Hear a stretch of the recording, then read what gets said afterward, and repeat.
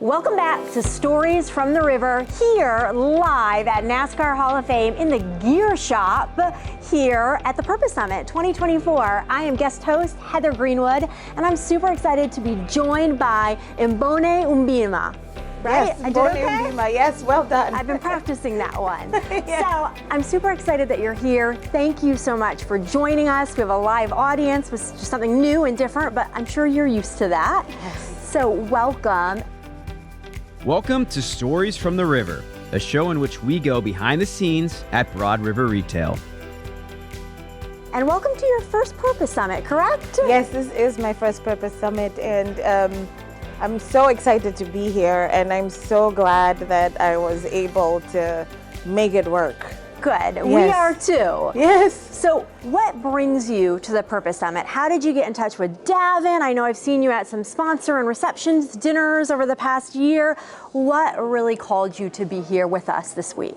So it actually started as a conversation. So I met Davin at the Society for Hospitality and Food Service Management. He was speaking, and I was speaking.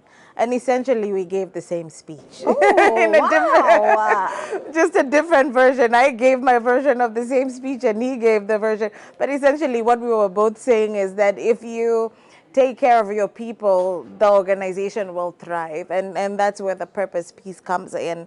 And so it was very clear that we were just energetically aligned.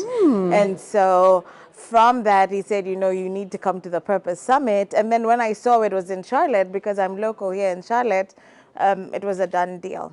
I love that. Yes. Okay, so Yes. something brought you two together with the same Purpose. message. Purpose. I love yes. that. And you just literally came from your breakout session just moments ago. I did. So mission possible, Yes. people, profit, purpose, play. Yes. Tell me a little bit about that. So that I took the opportunity to share how we built our purpose-driven brand.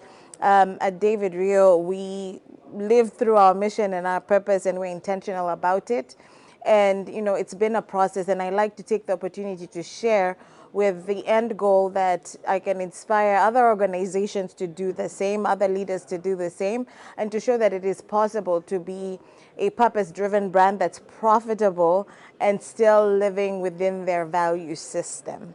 And so that was what I was able to share with the audience. I love that. Where does the play come in there? Tell me about that one. Yes, the play is really about innovation, creating the space for innovation and creativity, because that happens on a higher frequency than the frequency where you do the math and the thinking. It's the space where you allow yourselves to explore what's possible. And so for a brand like ours, we have to be constantly innovating, because we need to be thinking about new drinks that will be coming up and new trends that are happening, and aligning with that so that we are able to meet market demands. So you're creating that space for play is where we see the innovation showing up. Oh, that's beautiful. So tell me about the mission and the purpose at David Rio. Yes, and so for us, simply put, we have to make great tasting chai and beverages that are good for you and good for the planet while giving back. So we name our chai after endangered species, and then through our foundation we fund those programs. So for example, one of my best sellers is elephant vanilla chai, and we have a big elephant program. It's called Room to Roam, and it's in where we have our focus is in Kenya, in a park called Amboseli National Park, where you get your largest population of free-range elephants. And so what we're doing is working with the International Fund for Animal Welfare to make those areas secure for the elephants. But what excites me the most about Room to Roam is that we're showing that there's a direct correlation with elephants and carbon sequestration, which is a big environmental piece that we're all trying to solve. And not only do they help with the ecosystem, they help with every other animal that lives around them. And so I'm very excited about that, but that's how it ties back to the chai. It's elephant vanilla chai, and then a portion of the proceeds when we sell the chai goes back into funding the conservation programs. Wow, that's beautiful. Thank you for sharing that with us. Now, I know you're a really busy woman. You do a lot. I noticed lots of ribbons on your name badge today. So not only are you speaking here, but you're also an author. I am. Not one, but 2 books. So tell me about your books. Yeah, so the first book that I wrote was a journal. It's a gratitude journal. And it came out during the pandemic, and it's actually a challenge. So it's called the 29-Day Gratitude Challenge. And so I set a challenge for friends and family. And when you go into it, it's structured in a way that it will give you a quote to think about. Then it will ask you about how that thing can relate into your life. And then it asks you to focus on some of the good things that happened in the day. And what happens is when you're intentional about paying attention to your gratitude, you actually elevate your energy source, if you will. And from that point, you want to be able to create more of that. So the whole idea is you start the 29-day gratitude challenge.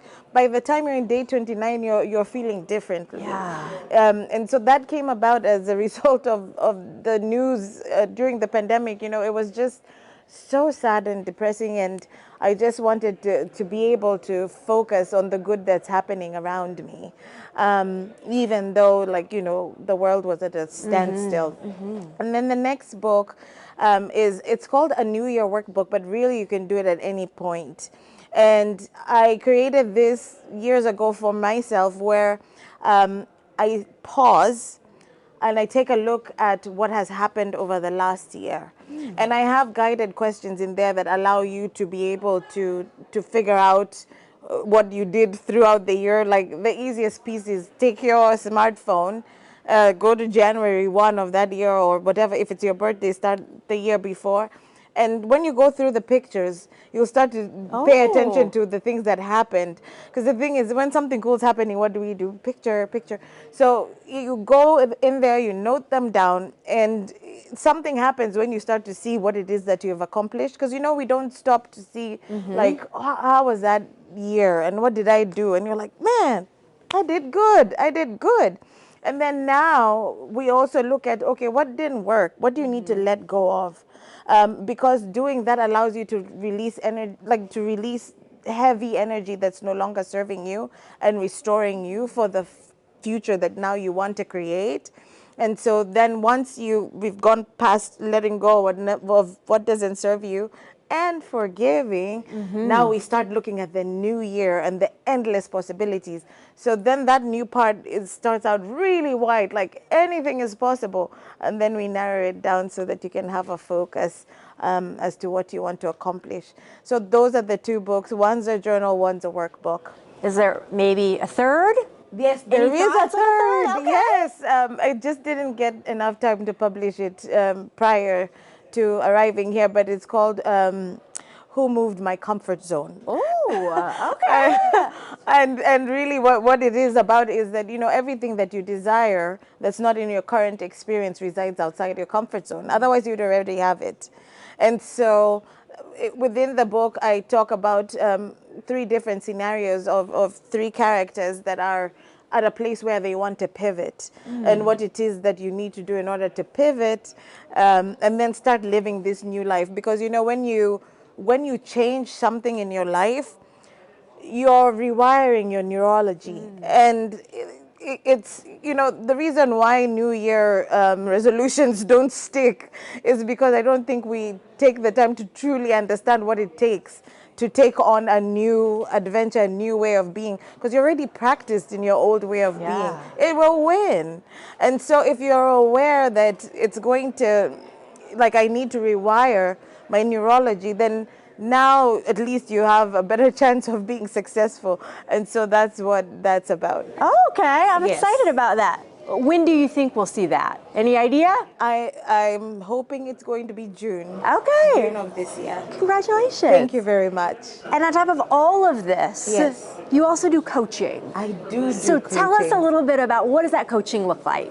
So yeah, my expertise is, or rather my specialization is in working with people who want to pivot.